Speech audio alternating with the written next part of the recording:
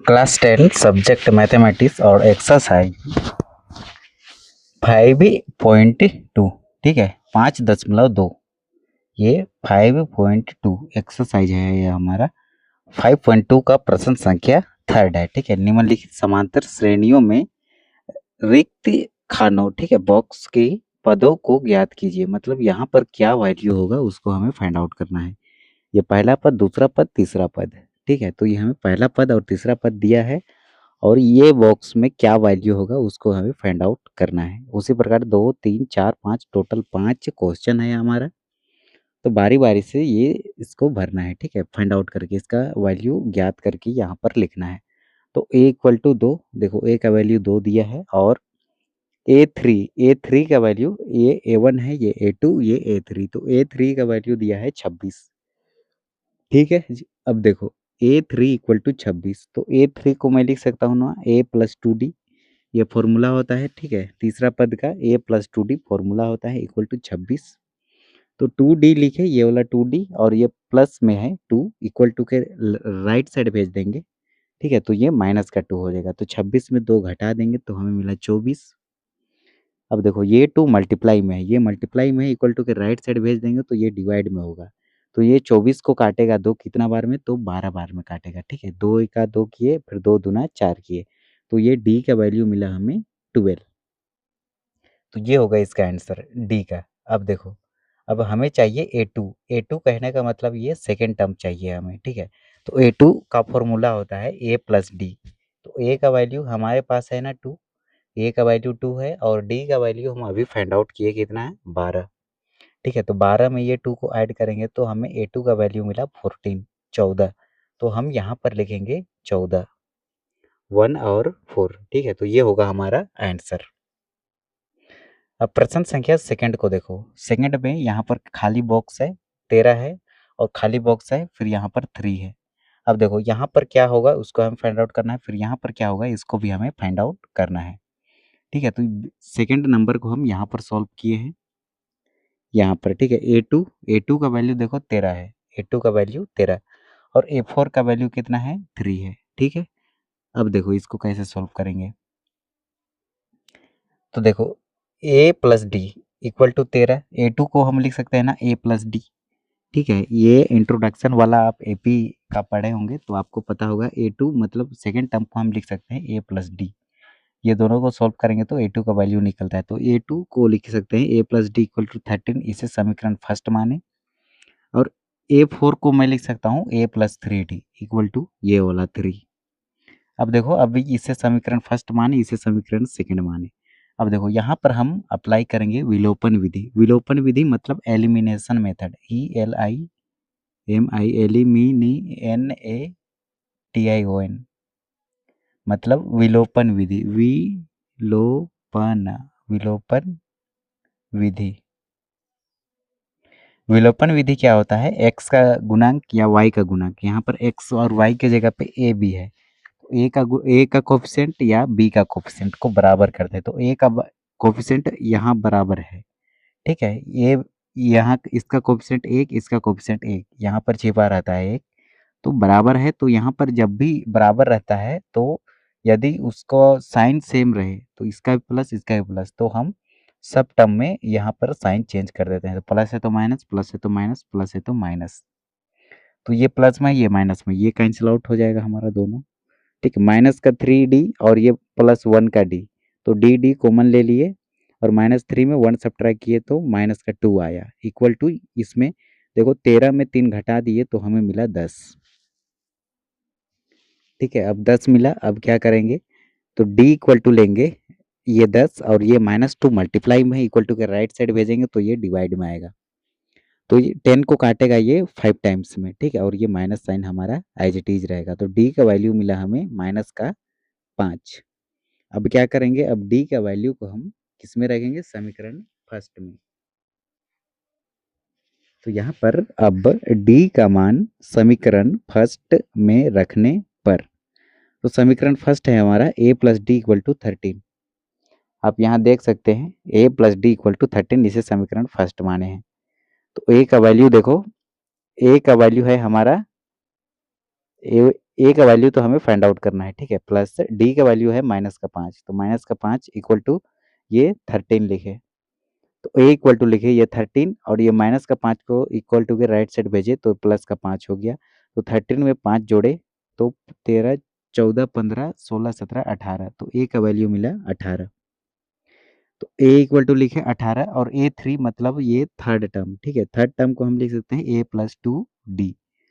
तो A3 equal to ए का value देखो 18 प्लस में 2 मल्टीप्लाई में डी का वैल्यू है -5, तो -5 हुआ, तो 5 दूना 10, ठीक है। ये माइनस साइन रहेगा। अब देखो 18 में 10 घटा देंगे, 18 में 10 घटाएंगे तो हमें मिला 8, ठीक है। तो यहाँ पर हम लिखेंगे ए का वैल्यू, ए थर्ड टर्म यहाँ पर देखो ए थर्ड टर्म 1 2 3, एक मिनट, ए थर्ड टर्म का आंसर मिला हमें 8, तो यहाँ पर लिखेंगे 8, यहाँ पर देख सकते हैं, ठीक है। ए थर्ड का आंसर मिला 8 और ए का वैल्यू मिला 18, तो ए की जगह पे लिखिए ए होता है हमारा फर्स्ट टर्म, तो यहाँ पर लिखेंगे हम 18, तो ये होगा हमारा आंसर।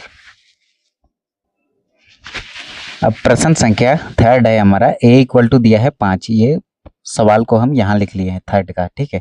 5, फिर यहाँ पर A2 और A3 हमें फाइंड आउट करना है, A2 और A3, और A4 दिया है 9, फिर यहाँ पर 1/2, ठीक है। तो इसको सॉल्व करना पड़ता है, ठीक है। ये मिश्र संख्या में लिखा गया है, ठीक है। तो देखो A4 हमारा दिया है, एक मिनट, A4 को मैं लिख सकता हूँ A+3D, ठीक है। A4 को हम लिख सकते हैं A+3D, तो A4 का वैल्यू है 19/2, इसको सॉल्व ऐसे करते हैं, ठीक है। 9 दूना 18, 18 में 1 जोड़ दो, 18 में 1 जोड़े तो 19 और डिवाइड में 2 हमारा रहेगा, ठीक है। तो ये होता है इसका लिखने का तरीका। तो 19/2 होगा इसका वैल्यू A4 का, इक्वल टू ए का वैल्यू देखो 5 दिया है, ये वाला ए प्लस में 3D, ये 3D को लिखे।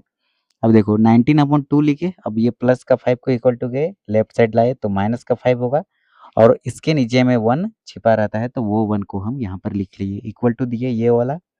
अब ये 3D को लिखे, ये 3 और ये D।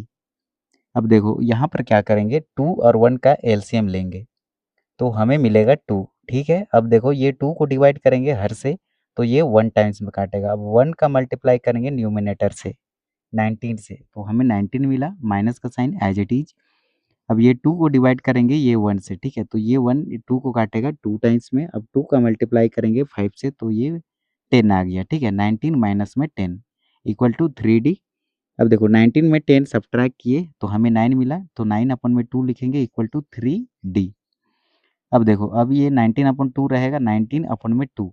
अब ये 3 मल्टीप्लाई में इक्वल टू के लेफ्ट साइड भेजेंगे तो ये डिवाइड में होगा, ठीक है। तो यहाँ पर कटेगा 9, 9 को 3 काटेगा, एक मिनट इसको ऐसे कर लो, 19/2 लिखे और ये 3 मल्टीप्लाई में इधर आके डिवाइड में हो गया, ठीक है। तो अब देखो यहाँ पर इसको ये रहेगा, इसको ऐसे बताते हैं 9/2 मल्टीप्लाई में ये 3, ठीक है। तो ये 3 का 3 1 जा 3, 3 3 जा 9, ठीक है। ये वही चीज़ है, 3 1 जा 3 किए और 3 3 जा, तो डी का वैल्यू 3/2 मिल जाएगा, ठीक है। तो अब डी मिल गया और ए का वैल्यू, अब ए और डी का वैल्यू गया है तो हम कोई सा भी टर्म हम फाइंड आउट कर सकते हैं। तो A2 के लिए लिखते हैं A+D, A2 के लिए A+D। तो ए का वैल्यू है हमारा 5, तो 5 को मैं लिख सकता हूँ 5/1, इसके नीचे 1 छिपा रहता है, प्लस डी का वैल्यू है 3/2। तो इसको सॉल्व करेंगे तो ठीक है, तो 1 और 2 का एलसीएम कितना आएगा, लघुत्तम समावर्ती 2 आएगा। फिर इसका क्रॉस मल्टीप्लाई कर लो शॉर्टकट मेथड, ठीक है। 5 दूना 10 और 3 एका 3, 10 में 3 जोड़े तो 13 डिवाइड में 2, ठीक है। तो A2 का वैल्यू आया 13/2, ये होगा इसका आंसर। अब A3 निकालेंगे तो A3 का वैल्यू होता है A+2D। तो A का वैल्यू देखो 5 प्लस लिखे 2 लिखे और D का वैल्यू है 3/2, तो ये 2 से ये 2 कैंसिल, तो 5 में 3 को जोड़ दिए, ठीक है। 5 में 3 जोड़े तो हमें मिला कितना, 8, तो A3 का वैल्यू मिला 8। अब देखो 13/2 है, यदि इसको आप मिश्र संख्या में लिखना चाहेंगे तो कैसे लिखेंगे, देखो 13 को डिवाइड करेंगे 2 से तो 2 छक 12 और 13 में 12 घटाएंगे तो 1 मिलेगा। अब इसको मिश्र संख्या हम कैसे लिखेंगे, ये 6 को पहले लिखते हैं, फिर ये जो शेषफल है रिमाइंडर 1 है इसको ले जाएंगे न्यूमरेटर में, अंश में, और ये डिविडेंट है डिवाइज़र को लिख लेते हैं सबसे नीचे। तो ये होता है इसको मिश्र संख्या में कन्वर्ट करने का तरीका। तो a2 का वैल्यू देखो, a2 का वैल्यू है 13/2, इसको सॉल्व किए तो 6.1 और a3 का वैल्यू है 8, तो a3 के जगह पे लिखेंगे 8। तो ये होगा हमारा थर्ड का आंसर। अब प्रश्न संख्या 4 को सॉल्व करेंगे। प्रश्न संख्या 4 है हमारा -4, फिर ये 1 2 3 4, इसको a1 पढ़ते हैं, इसको a2 a3 a4 और a5 और कोमा में 6। ठीक है, फर्स्ट टर्म और लास्ट टर्म दिया है और ये चारों टर्म हमें फाइंड आउट करना है। तो a का वैल्यू -4 और a6 का वैल्यू है 6। ठीक है, तो a6 इक्वल टू 6, a6 का वैल्यू है 6 यहाँ पर। तो a6 को मैं लिख सकता हूँ a + 5d इक्वल टू ये वाला 6। अब देखो a + 5d लिखे, a का वैल्यू देखो, a का वैल्यू है -4, तो a की जगह लिखे -4 + 5 मल्टीप्लाई में d का वैल्यू d हमें फाइंड आउट करना है। ठीक है, तो d रहेगा हमारा इक्वल टू 6, तो इस d का मल्टीप्लाई 5 से करेंगे तो ये 5d इक्वल टू 6, -4 को इक्वल टू के राइट साइड भेजेंगे तो ये प्लस का 4 होगा। तो 5d इक्वल टू 6 में 4 को ऐड करेंगे तो 10 मिलेगा। अब ये 5 मल्टीप्लाई में इक्वल टू के राइट साइड भेजेंगे तो ये डिवाइड में हो जाएगा। तो d का वैल्यू मिला, ये 5 10 को काटेगा 2 टाइम्स में, तो d की वैल्यू मिली 2। ठीक है, अब देखो a2 का वैल्यू, अब d का वैल्यू मिल गया और a का वैल्यू मिल गया, तो हम कोई भी टर्म हम ज्ञात कर सकते हैं। तो a2 निकालेंगे, ये वाला a2, उस a2 इक्वल टू होता है a + d। तो a का वैल्यू देखो -4 प्लस d का वैल्यू हम 2 ज्ञात किए। ठीक है, तो -4 प्लस का 2 क्या होगा -2, तो a2 के जगह लिखेंगे -2। अब a3 निकालेंगे, a3 का फॉर्मूला होता है a + 2d। तो a का वैल्यू है -4 प्लस 2 लिखे और d का वैल्यू है 2, तो 2 2 जा 4, तो -4 प्लस का 4 क्या मिला 0। तो a2 a3 जो मिला हमें 0 मिला, तो यहाँ पर लिखेंगे हम 0। ठीक है, a3 फाइंड आउट किए, अब a4 ज्ञात करेंगे। तो a4 इक्वल टू होता है a + 3d। तो a का वैल्यू -4 प्लस 3 लिखे, अब d का वैल्यू है 2, d का वैल्यू हम फाइंड आउट किए हैं 2, तो ये 2 का मल्टीप्लाई 3 से करेंगे तो 6 मिलेगा।